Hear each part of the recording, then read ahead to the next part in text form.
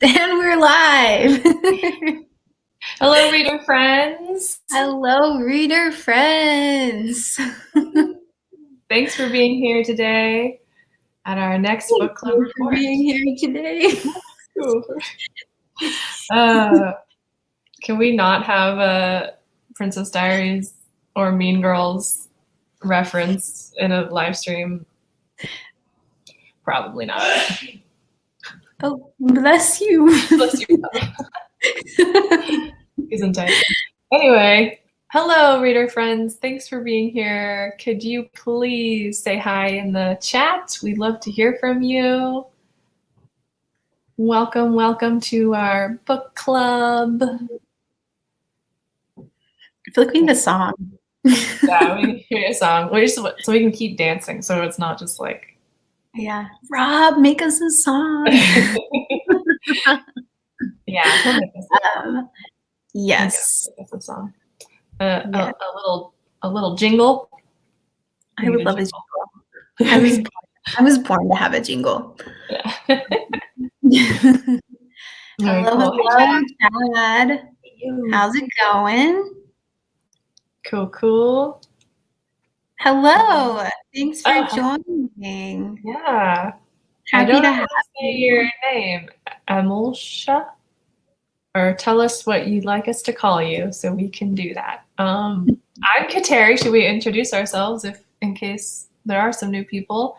I'm Kateri, guys. Hello. And I'm Megan. We don't have our little things up right now because we had the book club report. Oh, hello.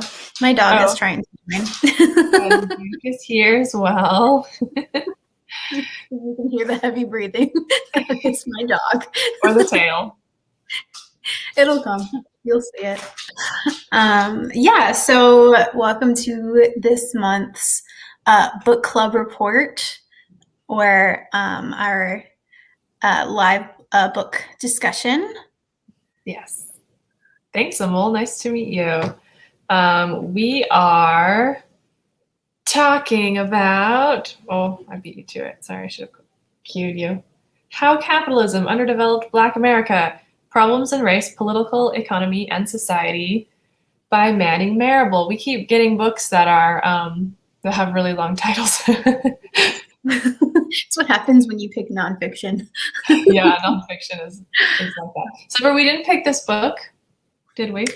We did not. So this book was actually picked by our friends over at MCOY. And you can find them on Twitter at @MCOY, I think is pretty much their username.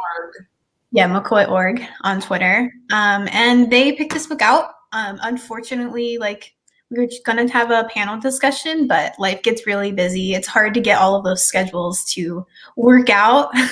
Kateri and I can barely get our schedules to work. And so it was kind of hard. So yeah, but they picked the book. Yeah. We were very grateful to them, being not of African American descent. And our friends over there were like, yeah, we think you should read this book. And we didn't know about this. I just totally whacked myself with the book. It's a big one. We didn't know about this. Did you know about this book? Nope, I never heard of it before. Yeah, and it's actually kind of like a textbook, really. Yeah, it's definitely not a book meant to be read and discussed after 28 days, well, 27. It's definitely like a semester's worth of material. Yeah. It's got a lot of info. And also, probably I should point out, this was written and published in 1983. So it's kind of like, we like to think of it as it's like kind of a cult thing. This is a reissue of it, and so there's actually an intro to the intro, a foreword, a reevaluation by the author, which was, I think, done in 2011 or something, before you actually get to the book. So there's so much to take in this. So if this is something that interests you, definitely get it. It's linked in the description. and take your time with it and really like absorb it. Because yeah, we're definitely not going to get through all of the material today. We're going to stick to the things that we feel are really like relevant to things that are happening today. And also just, well, I guess that's the main thing. The things that most stood out to us, I guess. Yes. And we will also mostly just be reading from the book. Again, as two white women, we're not going to pontificate on the issues that we don't have an understanding of. Yeah, no firsthand experience with. Yes. Definitely, you know, interest in learning, and that's why we're here. Yes. So yeah, I think, yeah. Also, like, yes. Also, full disclosure, Kateria and I did split this book up. So she read some chapters and I read other chapters, just so that way when we did come together for this discussion, we could get a more well-rounded picture of the book, just because both of us have very hectic schedules. yes. Yeah, so if you read the book, please let us know. If you only made it like a little way through, we understand. Oh, my earring just fell off. Oh wow, I missed it. You should have just not said anything. I wouldn't have noticed. I'll just say really fast. This is the beginning. This is before chapter 1. Am I actually showing? Yeah. So there's this much, and then you get to chapter 1. Yeah, it's a lot of introductory. Yeah, but it was really interesting to read. I don't know if you or anyone else read specifically. So there's the introduction to the first edition. So that would be that. This was the introduction that was in the original publication. Then there's the preface. Then before that, there is a critical reassessment, which was written by the author. So you don't get that very often. Like this was published in 1983, and I think this came out. Let me double check. I think that I want to say 20. This is 2015. So maybe for some reason I got 2011 in my head for no reason, but that's kind of close. I think this was reissued in 2015. So you have Manning Marable, who by the way has since passed away. Yeah, I think pretty recently too. Who, yeah, like wrote about his own book. And one of his main points in here is something we're going to kind of get into. So anyway, I thought that was really interesting. If anyone read that, you should let us know. Yeah, so we didn't talk about this, but we should read the back because we're going to start doing that first. So anyone who's here who hasn't read the book, trying to give you, something to go off of, because we want to make this accessible for everyone, even if you haven't read it or can't get your hands on it. So it's a short paragraph. I'll just read it if you want, Megan. Yeah, go for it. Okay, so Manning Marable offers profound insight into the deeply intertwined problems of race and class in the United States historically and today, aka 1983.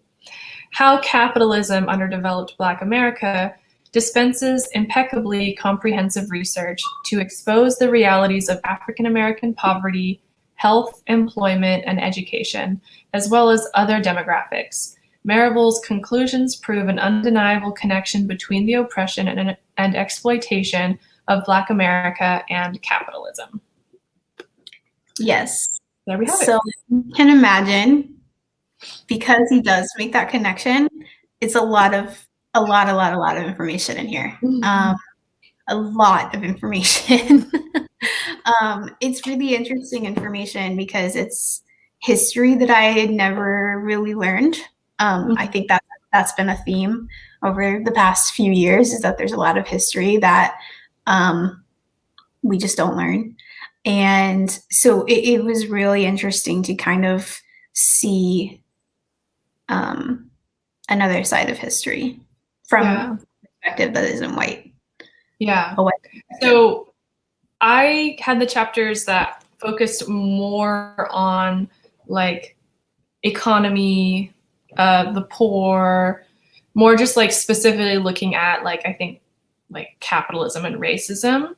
And then Megan had some chapters, to me, part 1 too, part one for me is kind of the crux of what is still very relevant today. Part two kind of gets into some things that I think were really more relevant to the time, and probably to a certain extent are still relevant now. But the earlier chapters for me were the ones that I really that really resonated. And so Megan, you had also some chapters that focused specifically on Black women, and then also I'm really interested to hear about the chapter on the prison system and the criminal justice system. And quickly on that, we talked about how this book is kind of a cult book, like a cult classic. I think it seems to be like a cult classic within academia, and so if you're a Black studies major or sociology major, any of those types of things, maybe you've heard of this because it seems like it's pretty popular. But also, and this is something that really gets into in that earlier part of the book. Actually, there's another section that's written by his wife, which I think was written after his death, and she kind of reminisces on how they got so many letters from Black men and women in prison.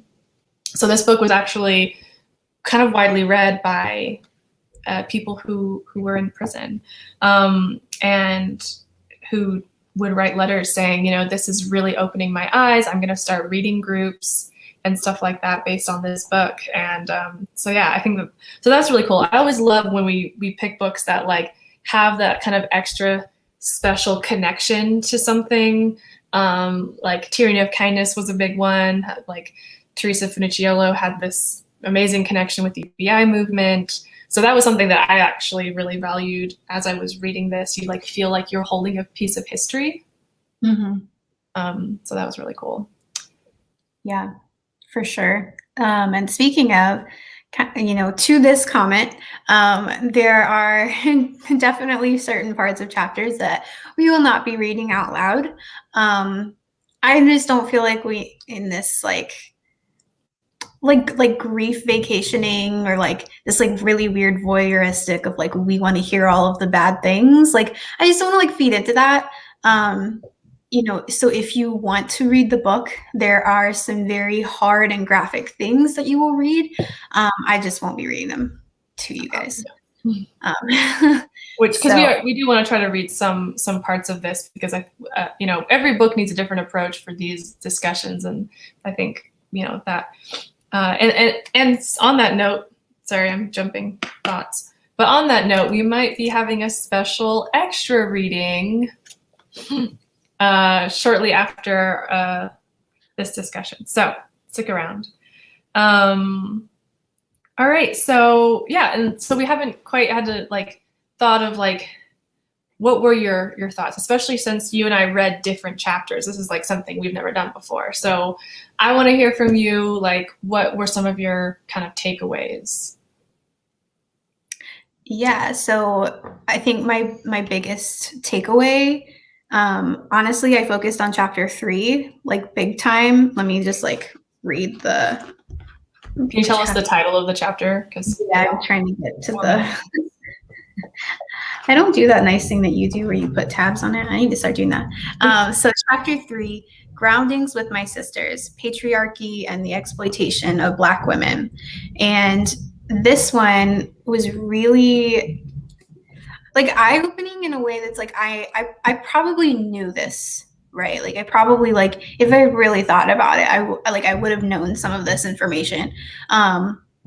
Just based off of common sense, I guess, and just if you see what goes on in society, but then actually reading it in text of just the exploitation of Black women since forever, really, and especially during slavery, and I know that was just really eye-opening. And then also just women of history that I just hadn't known about. I feel we just learned about the same Black women of history, and we just learned those same ones over and over again, and they did amazing things, but just there were a lot of other women, poets and activists, and so it was really cool to learn about some new ones. And when we go into the book a little bit, I actually do have a poem for you guys from a new poet I read about.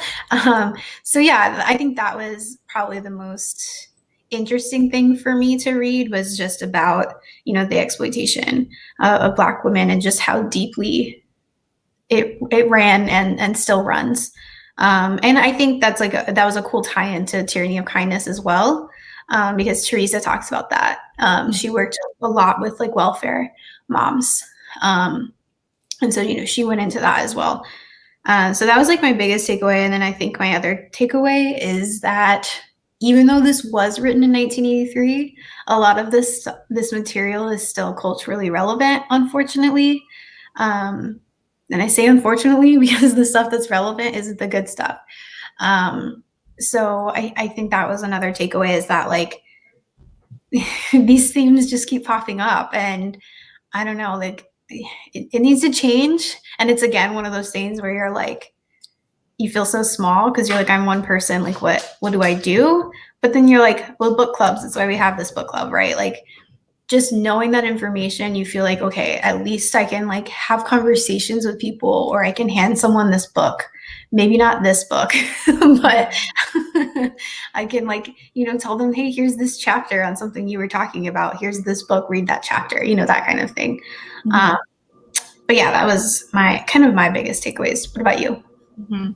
Yeah, so I guess I had two takeaways, like one speaking to like almost the outside of the book, and then obviously the book itself. And I think kind of you talked about how like this being historical text and so much of it is relevant, and it's like it's not only that for me, it was also like so much of it was prophetic too. You know, it wasn't just like, oh, like this is still happening. It was like also him pointing out specific things that were then you didn't have to have anyone explain to you. Like you could just hear what he was saying and be like, oh, I get how that added up to where we are now. And it was like creepy and kind of terrifying and but also enlightening, because it's so much better to know at the end of the day, like it's, you know, some of these truths are so hard to contend with, but it is, you know, like knowledge is power. Like it is just, there's something like a vitality at the very least that comes from understanding it deeper, like understanding that darkness or, you know, this negativity on a deeper level. So yeah, that was kind of one of my big takeaways. And then another one was kind of how he, like specifically, I know I said the chapters I read were very like focusing on like the sociological side of like Black people within the capitalist economy, and you know, from slavery up until the 80s, which I do think the 80s was it was the early 80s, but you know, the 80s is an interesting era because that's when, you know, and he talks a lot about Reaganism. I'm going to get into that, but that is when Reaganism comes in, and there's a real capitalist boom. And like, that's, to me, in my head, like I'm not a history major, but I feel like between the 50s and the 80s, like the 80s is like a turning point, you know, because you have like the 50s where, I mean, so-called, there's like this boom of the economy. Obviously, we see here how that's only true for certain people and not for other people. But, you know, like that is where kind of the narrative is at. And then the 80s is like a similar thing, but different. And if you look at it in one respect, you think, oh, like it's a good thing, all this consumerism, all this globalization, you know, like it's flashy, it's shiny, you know, there's more money involved. And then you actually take a closer look at it and you realize, oh, like that's kind of screwing people over. Like I like to think, I was just thinking about this morning. I was like, you could also just call this book How Capitalism Screwed Black America. Like, yeah. It's like really kind of screwing you over, which really sucks. And of course it wasn't just Black people, you know, like for me, like seeing the differences for my like Caucasian heritage to my Native American heritage, it's like the differences are pretty stark. So anyway, yeah. So seeing him lay out, and that's what these two chapters especially do. Like there are so many numbers. There's a lot of numbers. There's a lot of numbers. Yeah. And so it's just, I think this book was revolutionary at the time because it was probably one of the first books to really just say like, and why I think it's kind of good for like the Yang Gang, like, here are the numbers, guys, like they're across the board. Like capitalism is preferring one race and not preferring this other race. And it's all in here. If you are someone who wants a book that just gives you all the information you need, it's literally all in here. Like there's so many chapters that are mostly numbers, at least in our chapters. There are so many chapters that were like there's a lot of paragraphs that are like mostly numbers. This is kind of an explanation. I don't know if you might not be able to see, but this one has like all these numbers. So anyway. Yeah, that's the other issue. The print is a little small. Yeah, you just have to take my word for it. I'll get the book. Yeah. Cool. So we want to like read some quotes as we normally do, and especially in this situation where we just want to give you this information as much as we can. Okay, so I'm gonna read some quotes. I'm trying to find ones that specifically, okay, yeah, definitely read that one. Okay, so I'm gonna read just a few things that you guys can just like, you know, put in your pocket, digest, specifically to do with the title of this book. So I think it's a good place to start. So this is on page, I think I put I didn't put the page number for that one, sorry. Okay, so this one says, the most striking fact about American economic history and politics is the brutal and systemic underdevelopment of Black people. Afro-Americans have been on the other side of one of the most remarkable and rapid accumulations of capital seen anywhere in human history, existing as a necessary yet circumscribed victim within the proverbial belly of the beast.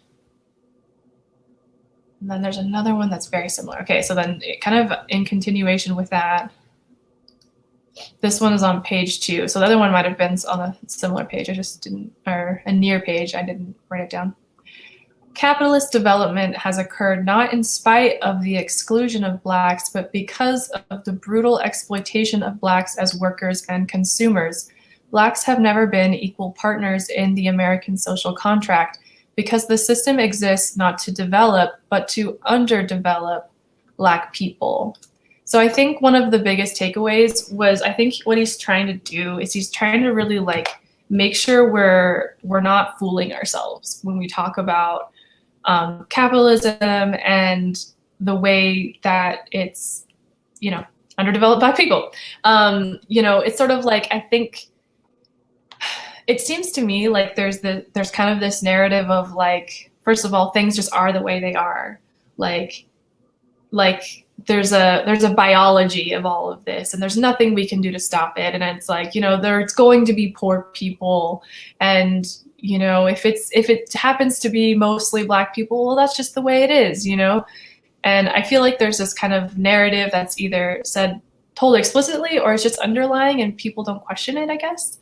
And I think that's like the narrative he was really trying to rally against. It was like, no, like, it is a machine that like the fuel is whole swords of people that are literally being exploited in order for this machine to run. And so that was something like, even though that's a concept that I've been thinking about, this is the book that really like laid it out for me, like completely, like simply and just so super clearly. And so, yeah. So anyway, any thoughts on that, guys? Would you agree? Do you have anything to add to it? You want to read this one, Megan? Sure. So Chad says the two turns of post-slavery and then post-civil rights presents a changing face to the same problem, putting Black people as a necessary underclass to prop up systems. Mm-hmm. Yeah, definitely. Yeah. I like how he had said, the author had said, they had never been equal partners in the American social contract. And I think that that's really important too, because there's like, kind of like I was saying, there's this narrative, and he actually talks about this in another quote. If I find it, I'll read it, but it's essentially like, you know, the meritocracy. Like he's like saying like, people will say, you know, when you try to maybe talk about like how there's this injustice and it has to do with the economy, it's not just like people not liking a certain skin tone, you know, it's like also the way that the economy works. They try to say, well, but that's the whole point of capitalism. Like you have the ability to raise yourself up, like the bootstraps thing, like you totally have this ability. And he's like really rallying against that as well and saying like, well, how can you do that if you never were on equal footing? Yeah, I was going to say that's assuming that everybody has a pair of boots.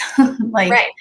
You know, and that actually makes me think, this kind of jumps forward a little bit, but it makes me think of this part. It's on page like 94, 95, where he's talking about how capitalism is preserved by two essential and integral factors: fraud and force. And like, just like let that sink in, like just that by itself, fraud and force. Which paragraph is that in? Because I want to like all these things from your chapters, I want to like note. Yeah, so it's the second paragraph on page 94. I see that as the first sentence. Yep.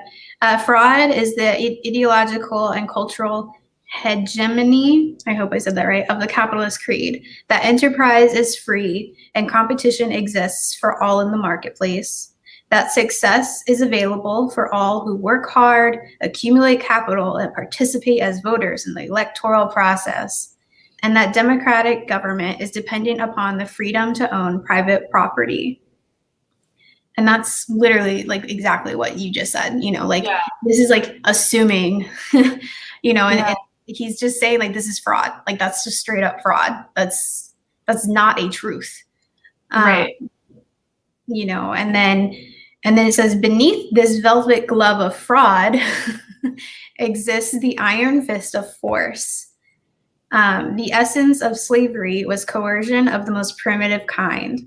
The relationships between master and slave were characterized by mutual distrust, fear, hatred, and disguised, oh my God, force. Like reading a word out loud that you only say in your head most of the time.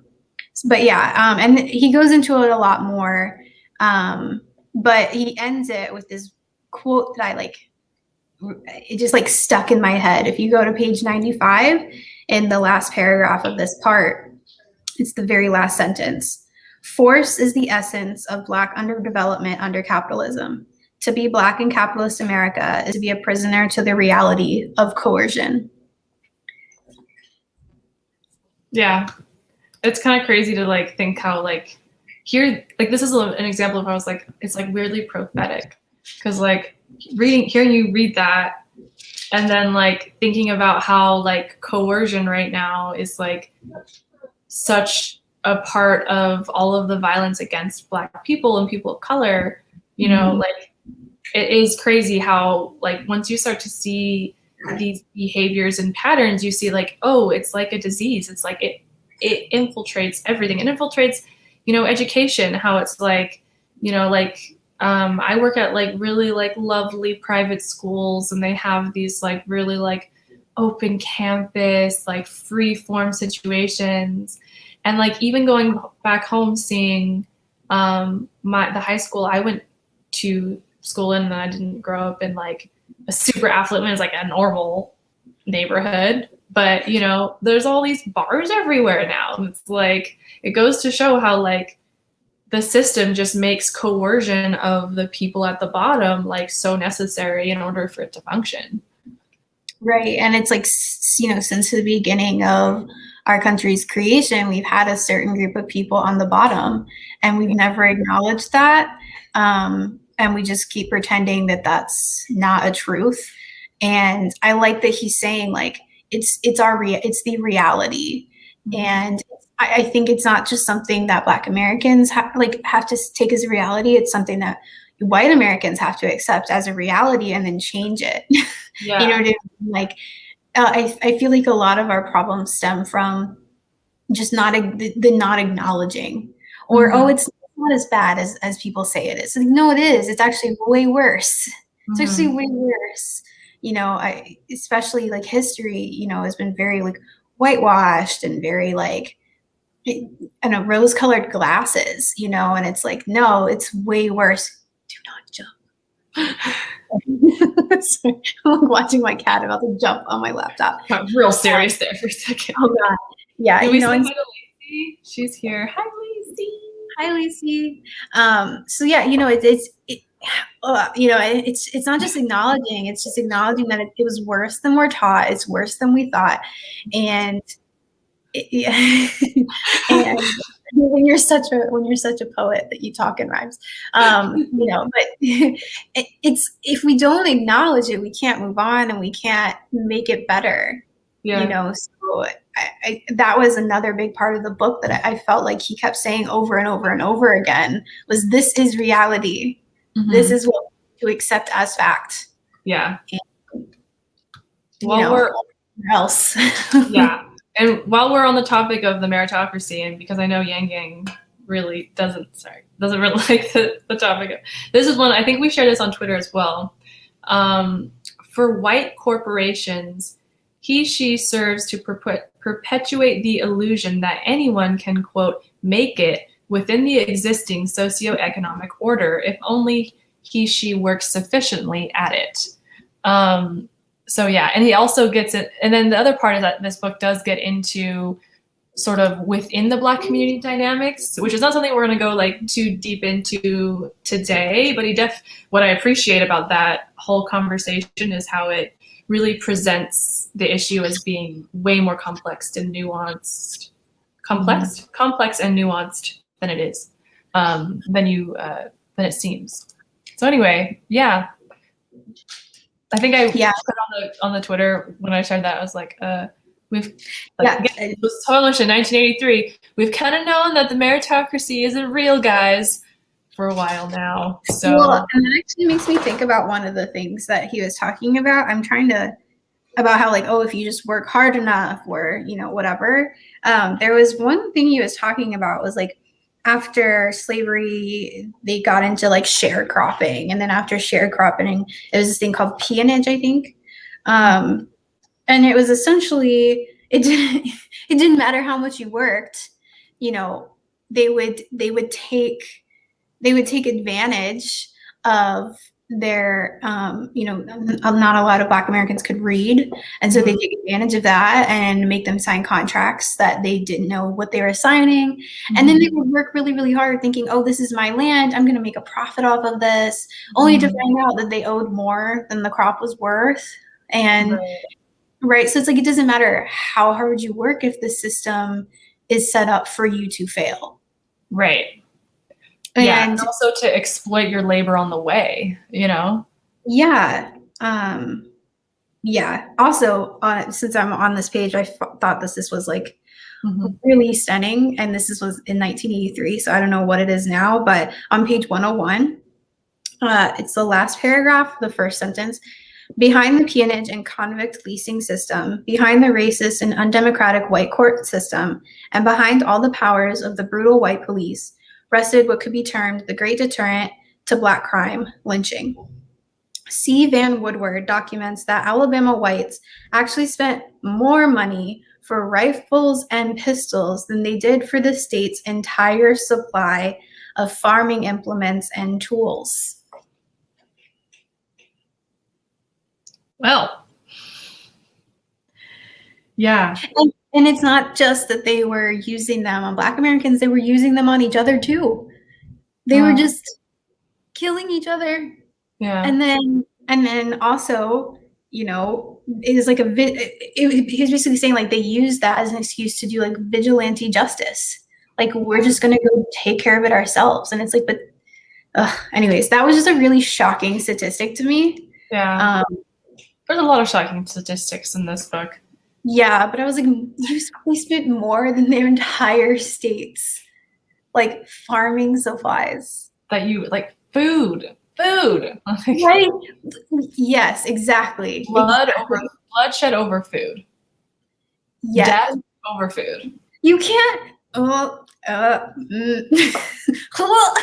Wild West mythos. I like that. Thank you, Chad. I feel like that's just what I kept doing. I know. It was just, It's like, and that's on the surface. Down low, you're like actually screaming.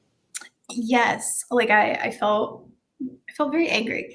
Yeah. For this book, which honestly, and this is speaking to my privilege. It's, I'm going to admit that it's one of the reasons that reading this book was hard, is because I got so angry. Like it's like if I read too much of it, like I had to put it down.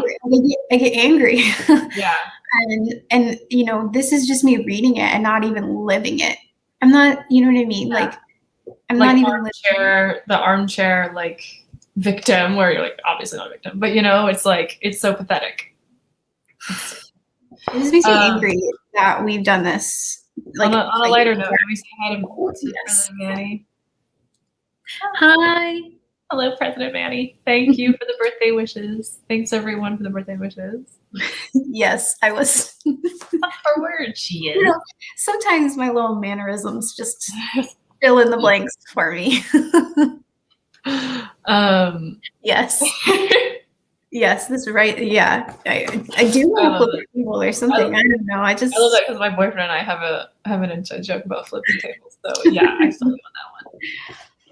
Okay, so before we keep having all the quotes. This was a quote I put down because for you lovely Yang people, being that we're the community of math. Only I'm not really into math. But like respect. This was one that I thought was like good for us to sink our teeth into. Let me see if I wrote the page down for this one. Page 50. Page 50. Let me actually find it so I can see. It's the third paragraph. Mm-hmm. Okay, so the median Black family income in 1970 was $6,279. $6,279. 7 years later, Black family median income was $9,563, an increase of $3,284. Sounds great, right? In constant 1977 dollars, however, $6,279 was worth $9,799. Thus, the median Black family income actually declined 2.4% in the period 1970 and 1977. So if that made any sense, because I'm terrible with numbers and reading out numbers, but I think the idea is pretty clear because he does thankfully spell it out in the last sentence. Yeah, even that, because I thought that one just stood out to me because, like I was saying, the way he approaches this book, because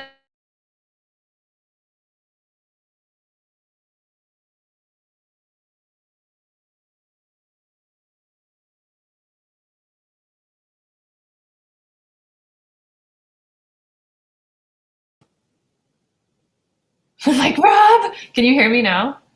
Yeah, I think I glitched too. Oh, okay. Oh, weird. Okay. That was really last weird. Time, if you were here at the last one and made it to the end, I totally got kicked off by the polar vortex, apparently.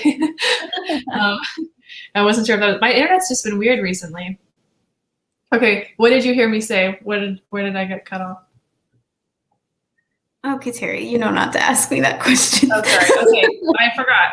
Okay, so essentially, I was saying that he wrote it for like his colleagues, like he wrote it for the academic community.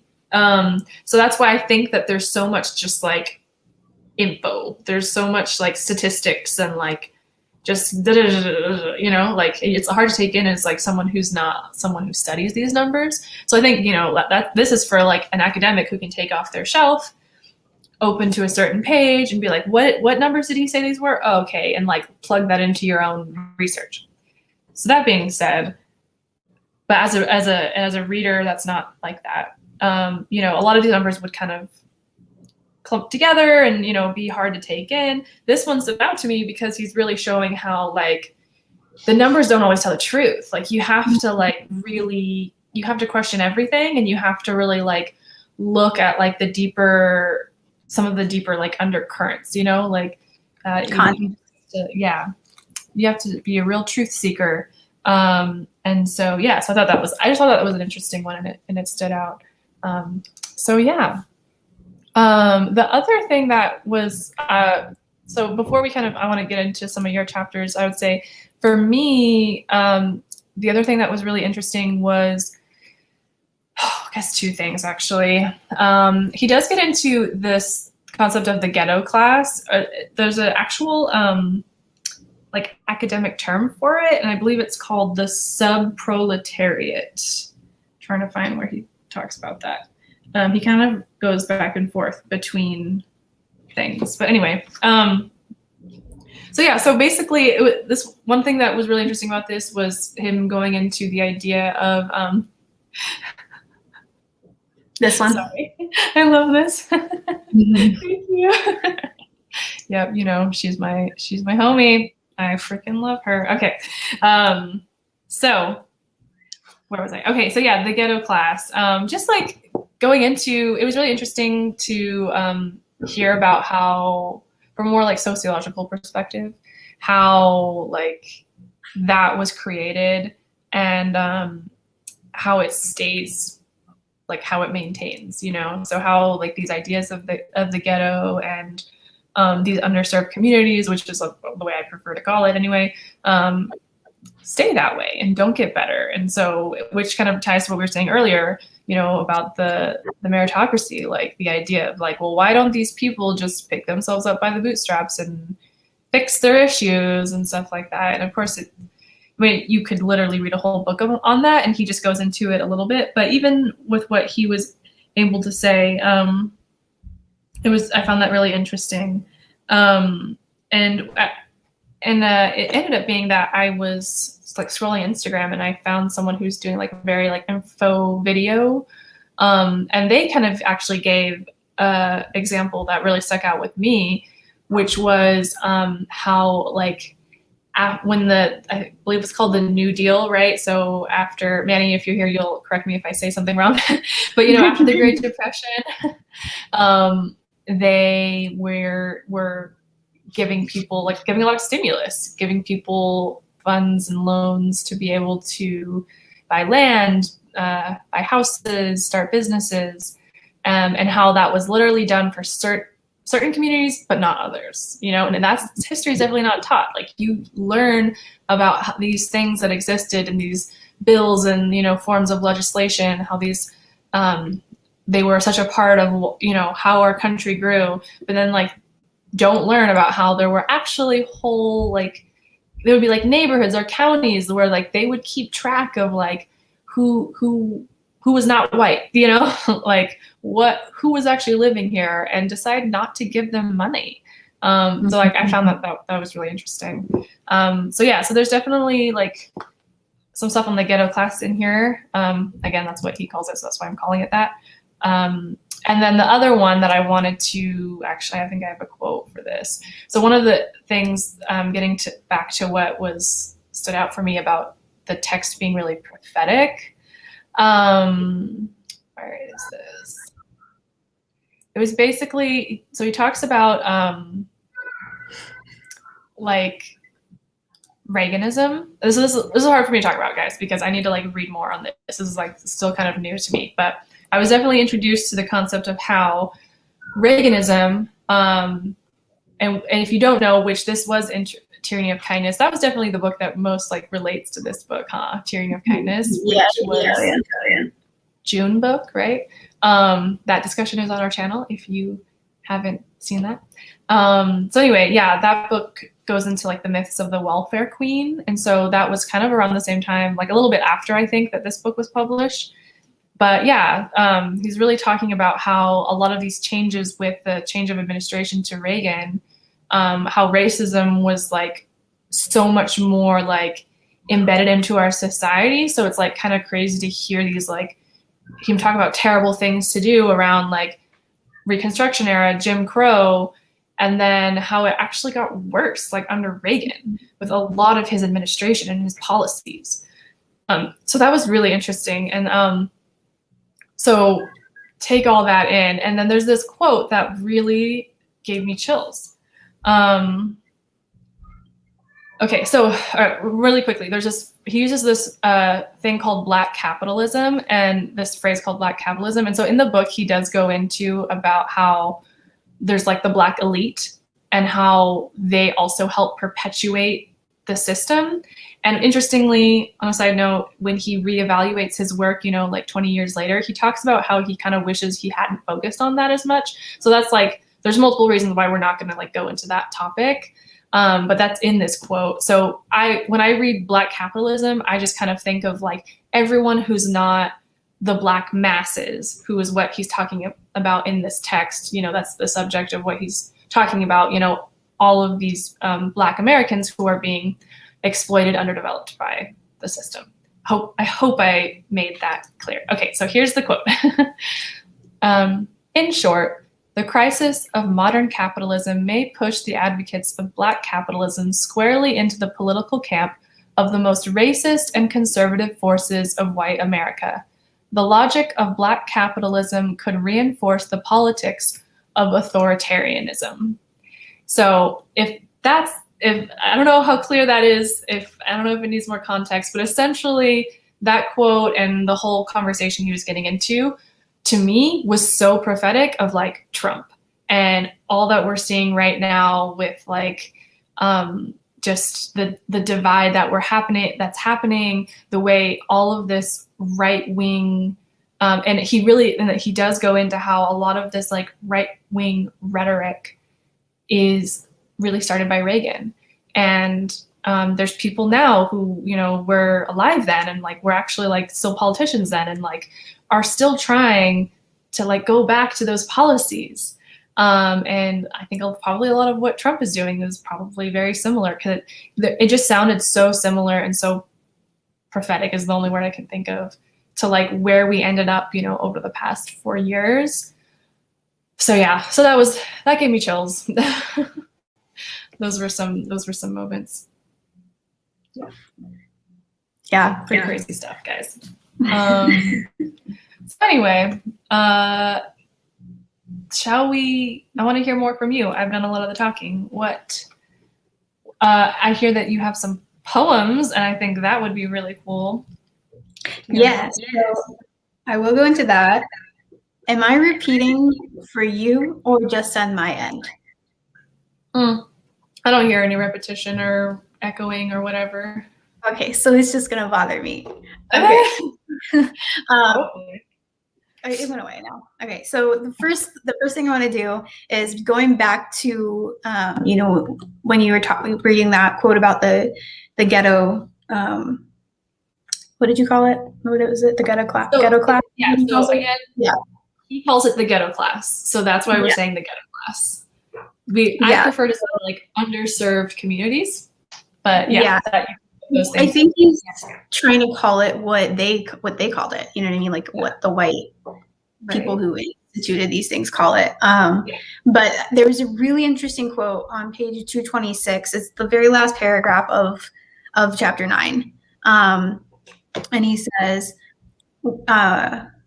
white society is deeply implicated in the ghetto. White institutions created it. White institutions maintain it. And white society condones it.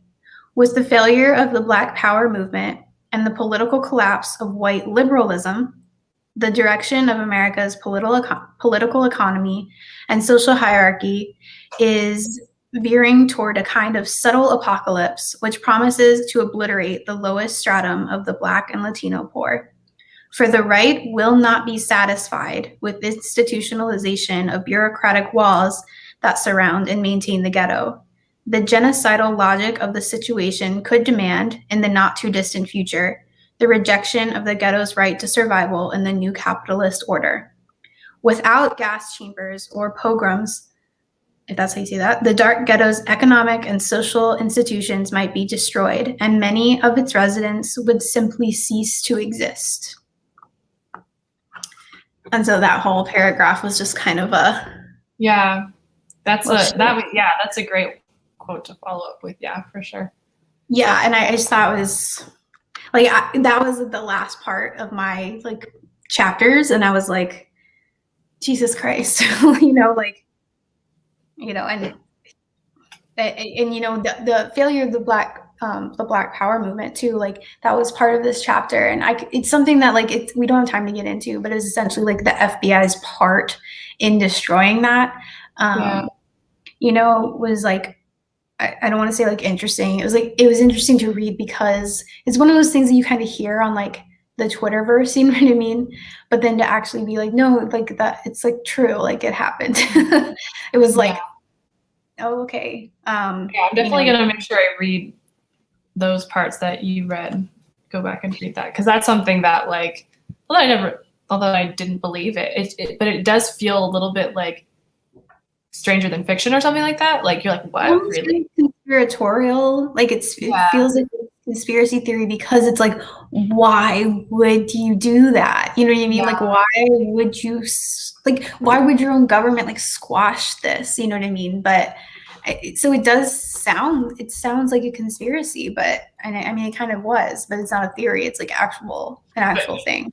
Really? So I just look at that, like, we don't have to go back into it, but I just thought that was like a really good way of him, like he kind of just succinctly put everything he had said into like that one paragraph, which was really good. But to kind of like go back to like chapter 3, and I'm not going to go super into it because I already talked about at the beginning. The main thing I want to mention is that there are several women of note, pages and pages and pages of women, which is like amazing. Some of them I'd never heard of before. There was like 1 or 2 names that I just learned in the past year, and I was like, oh my gosh, like I know who they are. I just attended a lecture about this, and so that was really interesting. But the one that I thought was the most interesting, coming from like a writer's perspective, is Frances Ellen Watkins Harper. She was a poet and an activist. She worked with the Underground Railroad. She was a really prominent lecturer. she lectured, and then I think she was the one who like got married, and then once he died, immediately went back to lecturing. Like, wow. Didn't even miss. She was just like, all right, back to the lecture circuit. And she was a really like prominent poet as well. And she was a huge advocate of like women's suffrage and equal rights and Black freedom. And at this time, like women's suffrage was like, white women would like, sure, we'll take your help, but then not really fight for them, which is like when like the white feminism kind of started, was like with women's suffrage. It was like, oh no, feminism for us, but not for you, but we'll take your help. And so that was like a big issue. But yeah, so I wanted to quickly read one of her poems. Yes. Just because it's not like a happy poem. Obviously, she was an activist. She was like covering some hard material, but I don't know if you can see this. This is a picture of her. Oh, cool. Yeah. That's awesome. Almost like do like a woman crush Wednesday. Put a picture. Let's do a woman crush Wednesday for sure. So this, I picked this. What is he doing? Isn't he doing a tap dance? He's about to go out for a walk. Sorry, fans. Oh. Hi, Zach. I'm sorry. I picked this particular one. I picked this particular poem because a lot of what chapter 3 goes into is the exploitation of Black women. And a lot of what he talked about was how that was deeply rooted in slavery, and how a woman was just so completely owned. She was not in charge of her own body. She didn't own her own uterus, basically. Like, she was just a baby machine, and those babies would be taken from her, and she would be sold off from her husband and have to make new babies. And anyways, it's just a lot, and I don't want to get like too into it because it's very graphic. But this is her poem that I think stood out to me because of the context of the chapter, and it's called The Slave Auction. The sale began. Young girls were there, defenseless in their wretchedness, whose stifled sobs of deep despair revealed their anguish and distress. And mothers stood with streaming eyes and saw their dearest children sold. Unheeded rose their bitter cries, while tyrants bartered them for gold. And woman, with her love and truth, for these in sable forms may dwell, gazed on the husband of her youth, with anguish none may paint or tell. And men whose sole crime was their hue, the impress of their maker's hand, and frail and shrinking children too, were gathered in that mournful band. Ye who have laid your love to rest, and wept above their lifeless clay, know not the anguish of that breast, whose loved are rudely torn away. Ye may not know how desolate our bosoms rudely forced to part, and how a dull and heavy weight will press the life drops from the heart. And I just thought that was really beautiful, and kind of perfect context for chapter 3.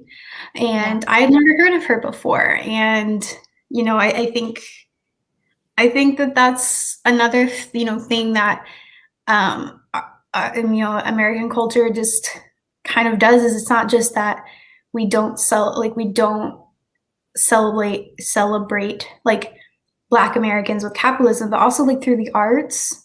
Like there's just, it's not that there's a gap there.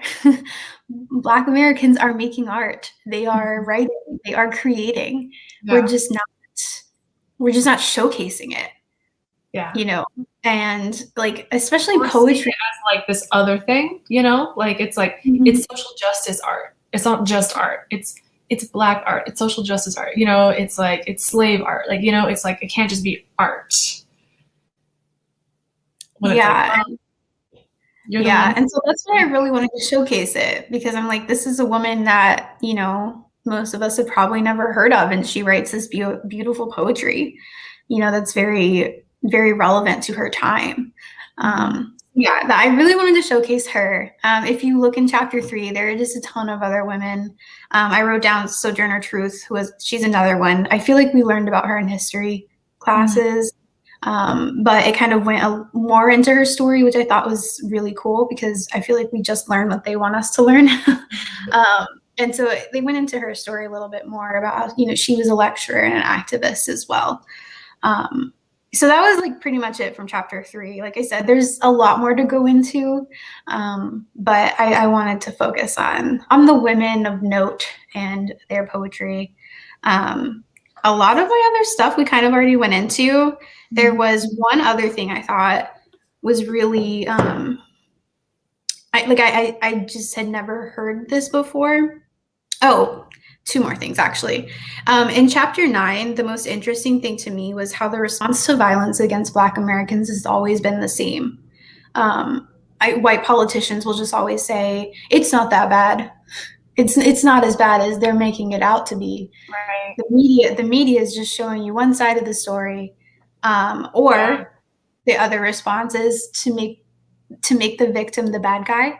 Well, they did this in their lifetime, and it's like, okay, are we like what? Or what's the context of the video? And it's like, what context could we give you that would make this okay? Like, no matter what the context is, the end result should not have happened. Like, it doesn't matter what the context is. Yeah. Also, we have been given all of the context many a time, and still people have said, well, ... Right.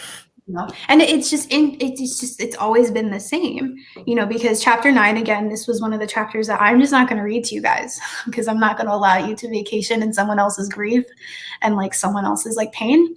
And I also don't want to vacation there. And so if you want to read it, because I think it's important to know, you can read it yourself in chapter 9. But that was the most interesting thing to me, was that it's, you know, that was written in 1983, and it was true then, and it's true now. They're always just going to explain it away rather than listening and understanding and acknowledging. Yeah, or even just like taking some blame sometimes, you know, like. Right. Yeah, exactly. They just want to like deflect it. But one of the interesting things, so page 211, they go into the Atlanta child murders. So there was a period of time where a lot of children and young men went missing, and a lot of them were found dead in the Atlanta area. And it was a really big thing. I'm not going to like explain it because I feel like a lot of people have heard of it. It's very big in like true crime culture. It's on like a ton of podcasts. That TV series Mindhunters goes into it. But one of the things that they went into was that how the Atlanta child murders signified like a new level of suppression for Black Americans. And Jesse Jackson even termed the conviction that there's a cultural conspiracy to kill Black people. And how this is kind of set the tone from then on of, you are out to get us, you are out to kill us, and here is the proof. And how it just has fueled the distrust for a really long time. And I just thought that was, I'd never thought of it from that perspective. I've always thought of the Atlanta child murders as like from the true crime side of like, oh, this is really interesting, like the mystery of it, and not thinking about the impact it had on an entire culture. And again, that's like my privilege showing, you know, like that I can see it from that other side. And like, I just never thought about how it just impacted an entire group of people and is still impacting them through their relationship with the local police, through the relationship with the people that live there, and how it was kind of like this like cultural shift. Right, exactly. Like this happened, was like in the 1980s, like 1970s. Yeah, like the 1970s into the 1980s. And it just escalated. It just escalated from there, you know, like our parents were alive, you know, like this was not that long ago. So yeah, that was one of the really big things that like that stuck out to me. And just calling it a cultural conspiracy to kill Black people was like that. Yeah. I mean, that's what it seems like. Right. Yeah. Like you can't deny it, you know? So it's like, once it's put in so many words, you're like, oh yeah, like, you know, you're like, that is what it is. Like, I can't deny it. Yeah. And you know, yeah, it's just, also one of the things that some of the chapters go into is the progression from slavery on, about, you know, it went from slavery to, I just said this word earlier, sharecropping. Is that what it was called? Yeah. To peonage, to, you know, to the lynching, and then to capital punishment, and that, you know, the entire like incarceration of Black men, especially, to law and order. And that's kind of where we've stayed, is the law and order, a part of the evolution. Right. Yeah, exactly. Yeah. I mean, what was our like previous president just like tweeting about all the time? Law and order, you know, it's like, right. Like, you know, and that's just yeah, that's just where we've stayed. And it's just so interesting. I think that's why the cultural conspiracy to kill Black people, like, I think that's why it hit me so hard, is because everything we're talking about really comes down to the killing of Black people, whether that's directly through like, you know, the lynchings, or through today with police brutality, or just like he was saying, like the, you know, in that last paragraph I read, about the ghetto class, and how it's just a decimation of a group of people. And I read that and I was like, I haven't stopped thinking about it, you know? Yeah, I think like the whole book is, one of the calls to action is very much like just drawing the attention to, we need to see this whole system as a form of genocide. Which, I mean, in my own research into like my non-white history, There's a whole book that goes into how the killing of the Native Americans in California was genocide. Like, we kind of lightheartedly say, like, we killed off the Indians and like that was genocide, but like I feel like, you know, when we say that, we don't mean the same thing as when we say genocide is like the Holocaust. Mm-hmm. And like that book, there's this one book, I forget the title, but yeah, it goes into like, it's this huge honking book, and it just totally goes into like, it's like this, just all of the ways in which like people, like white people were like paid to go and kill Indians, like by the government, you know, like that's genocide. And so I think that's Manning Marable's ultimate point of the book, which is maybe just a good place to end on with this whole discussion, is like, that there's a reason why the final chapter is called, well, second to the final chapter, but it's the more robust final chapter. The meaning of racist violence in late capitalism, isn't there? Oh, I got it. It's the section. It's the section. So there's the two last chapters. The section is called The Question of Genocide. Mm-hmm. You can see that. So yeah, I think that was ultimately Manning Marable's point, is that this is killing us, guys. Can we not? Yeah, so it's almost like the name of it, instead of like How Capitalism Underdeveloped Black America, it should almost be like Capitalism, the Genocide of Black America. Yeah. You should go back in time and be his editor. You know, that's okay. I'm not going to tell him how to write this book. Yeah. No, thank you. Just like throw that into the void and see what happens. Yeah. Oh, interesting. I'm almost certain Bernie Sanders has read this book. Yeah. He probably has. I could totally see this as a book he has probably read. Yeah. So yeah, if anyone else has any thoughts on the book, please feel free to throw them in the chat.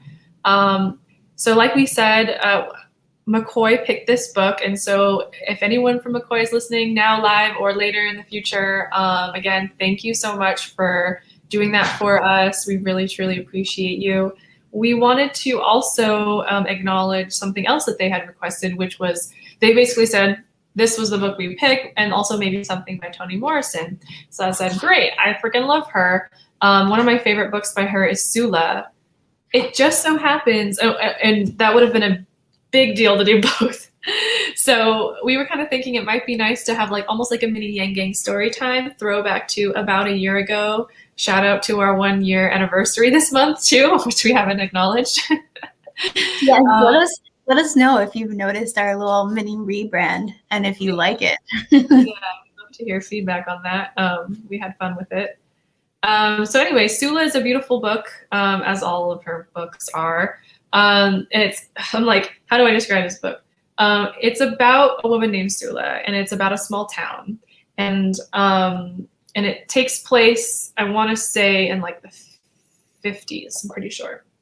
And it's really just kind of like about her character and the character of the town, her relationship with her sister. Sula kind of leaves and comes back, and so she's kind of marked as this, it's a very like small rural town. She was kind of, and then there's some crazy stuff that happens before she leaves. So it's, Toni Morrison's novels are not heavy on plot, so that's kind of all I can say. You kind of have to read it other than that. But anyway, yeah, one of my favorite books by her. So I thought it's gonna be a couple minutes of reading, but there's just like a three page forward. So if you would like to sit back and hear some beautiful Toni Morrison words, this forward, and that's why I said forward. It is shorter than that. The prologue, guys, sorry. Only 2 pages. The forward actually has a couple good intro too, but we'll just read the prologue. The prologue to the book, a la Yang Gang story time. Megan, if you want me to just read it because I'm the one that has it. I know I sent you the picture, but I'll just read it. Okay. Let me take a sip of water because her prose are like literally poetry. I'm probably going to butcher some things. I'm going to try my best. Mm-hmm. Okay. Are we ready? Sit back, grab a cup of tea. I really hope, I just saw my thing flash. I really hope I don't like lose it again, like the Wi-Fi connection. Okay, here we go. In that place where they tore the nightshade and blackberry patches from their roots to make room for the Medallion City Golf Course, there was once a neighborhood.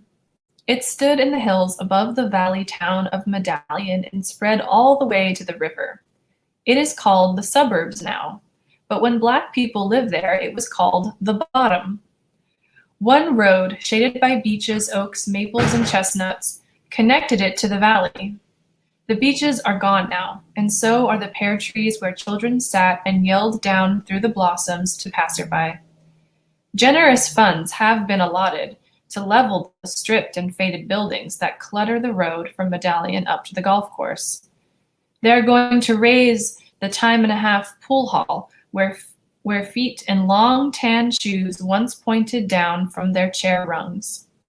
A steel ball will knock to dust Irene's Palace of Cosmetology, where women used to lean their heads back on sink trays and doughs, while Irene lathered nude Nile into their hair. Men in khaki war clothes will pry loose the slats of Reba's grill, where the owner cooked in her hat because she couldn't remember the ingredients without it. There will be nothing left of the bottom.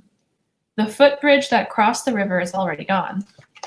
But perhaps it is just as well, since it wasn't a town anyway, just a neighborhood where on quiet days people in valley houses could hear singing sometimes, banjos sometimes, and if a valley man happened to have business up in those hills, collecting rent or insurance payments, he might see a dark woman in a flowered dress doing a bit of a cakewalk, a bit of a black bottom, a bit of a messing around, to the lively notes of a mouth organ. Her bare feet would raise the saffron dust that floated down on the coveralls and bunion-split shoes of the man breathing music in and out of his harmonica. The Black people watching her would laugh and rub their knees, and it would be easy for the valley man to hear the laughter and not notice the adult pain that rested somewhere under the eyelids, somewhere under their head rags and soft felt hats, somewhere in the palm of the hand, somewhere behind the frayed lapels, somewhere in the sinew's curve. He'd have to stand in the back of Greater St. Matthew's and let the tenor's voice dress him in silk or touch the hands of the spoon carvers, who had not worked in 8 years, and let the fingers that danced on wood kiss his skin. Otherwise, the pain would escape him, even though the laughter was part of the pain. A shucking, knee-slapping, wet-eyed laughter that could even describe and explain how they came to be where they were. A joke. That was the way it got started. Not the town, of course, but that part of town where the Negroes lived, the part they called the bottom, in spite of the fact that it was up in the hills. Just a joke, the kind white folks tell when the mill closes down and they're looking for a little comfort somewhere. The kind colored folks tell on themselves when the rain doesn't come, or comes for weeks, and they're looking for a little comfort somehow. A good white farmer promised freedom and a piece of bottom land to his slave if he would perform some very difficult chores. When the slave completed the work, he asked the farmer to keep his end of the bargain. Freedom was easy. The farmer had no objection to that. But he didn't want to give up any land, so he told the slave that he was very sorry that he had to give him valley land. He had hoped to give him a piece of the bottom. The slave blinked and said he thought valley land was bottom land. The master said, "Oh no, see those hills? That's bottom land, rich and fertile." "But it's high up in the hills," said the slave. "High up from us," said the master, "but when God looks down, it's the bottom. That's why we call it so. It's the bottom of heaven, best land there is." So the slave pressed his master to try to get him some. He preferred it to the valley, and it was done. The man got the hilly land, or the slave got the hilly land where planting was backbreaking, where the soil slid down and washed away the seeds, and where the wind lingered all through the winter, which accounted for the fact that white people lived on the rich valley floor in that little river town in Ohio, and the blacks populated the hills above it, taking small consolation in the fact that every day they could literally look down on the white folks. Still, it was lovely up in the bottom. After the town grew and the farmland turned into a village, and the village into a town, and the streets of Medallion were hot and dusty with progress, those heavy trees that sheltered the shacks up in the bottom were wonderful to see. And the hunters who went there sometimes wondered in private if maybe the white farmer was right after all. Maybe the bottom was heaven.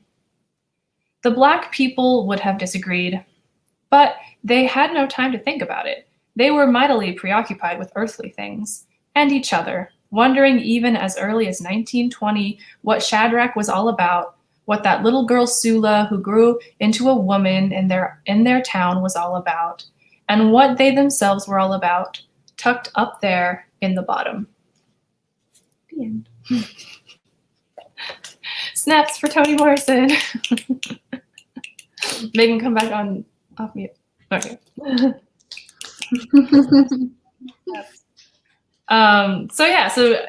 Were you able to get the story there? So it's like she plays a lot with humor. Thank you. She plays a lot with humor, which so that I think you can kind of get that in the way that the master and the slave is sort of able to convince him to want to go and settle on the hill. It's an interesting little intro, I think. And I like how she really plays with her reader, where she kind of leads you to believe one thing, and then if you might have noticed, like towards the end, and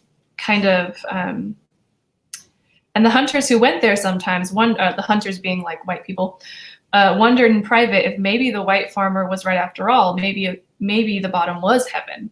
I just thought that was interesting. So I thought that was an interesting text from Morrison, being that they were interested in reading her, to talk about, kind of talking about capitalism, because it's, it's this rural setting, but it very much is talking about this like microcosm of how people are exploited. But it gets into, whereas this gets into like the statistics, this gets into like the poetry, the nuance, the spirit, the humor, it gets into so many of these other like really complex interactions with it. So anyway, that is Sula, the intro to Sula. So if you also haven't read Toni Morrison, I would really recommend picking this novel up. Very cool. So that puts us almost at an hour and a half. We always say we're going to try to keep it at an hour, and we never succeed.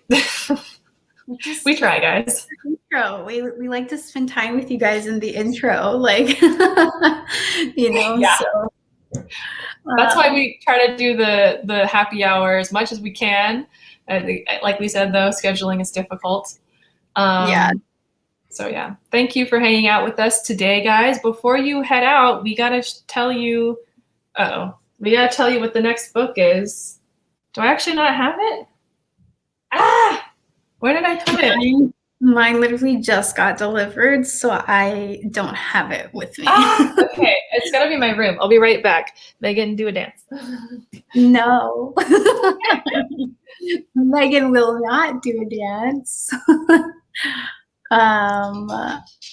Megan will get awkward instead. I can't find it. Oh, it's hiding. It was right here all along. It's because I was cleaning back there. Okay. So, if you guys didn't know, next month is Women's History Month, and also it's even though our birthday was this month, our anniversary, YG Book Club birthday. March is really the anniversary of like us actually starting to read books. Yeah. So we wanted for Is that what that was? Was Chad. that for me dancing? You know what? You don't know what you're missing. Yeah. Yeah, now you're like, yep, you missed out. So anyway, we wanted to both do something for Women's History Month. Also, we read in March, or March a year ago, we read Made, which was by Stephanie Land, which is a memoir written by a woman. That was not intentional for Women's History Month. That was a nod to Evelyn Yang, because it was our first book, and we just felt like that was the right thing to do, right? It's been a whole year. I still can't get over that. Like, oh my gosh, I know. Holy crap. Crazy. So anyway, we're delaying. So essentially, we were that's the wavelength we were on. So now I'll show you the book. It is Know My Name by Chanel Miller, a memoir. So if this Chanel Miller, the name isn't familiar to you, I will say Stanford Brock Turner sexual assault case of, I don't know, what year was it? Actually, I don't know that. I'm almost halfway through. Yes, she is the survivor of that particular incident. So yeah, it is. Megan's just getting it. I'm so excited for you to start it. This book, guys, is literally about to be one of my favorite books of all time. I am enthralled. Not only, like, please know, this is not 100%. This is a memoir about her life. Like, not her whole life. It does center around the, like, time confines of what she's going through. From the first chapter is her explaining, like, her story of literally what happened that night, and she goes on from there. But, like, it's just, like, she put so much of herself into this book, and there are so many, like, I've laughed out loud. I've, like, had, like, happy tears too. Like, it's just a beautiful book. I'm so excited that we're gonna read this. I'm so excited for you guys to read it. Hopefully you will pick this up with us. Yeah, and I guess you could have figured it out if you had looked at the description, because I'm pretty sure I linked it in the description. So yeah, the link is in the description if you want to get that copy of yours from Bookshop and support local bookstores, and also support YG Book Club. That would be awesome. Yes. I can do that. Yeah. So there's that. Is that everything? Follow us on Instagram. Yes. Follow us on Instagram. We've been working hard to be consistent over there. Yeah. I'm, like, loving the look of our feed. I feel like it's, like, starting to look really awesome.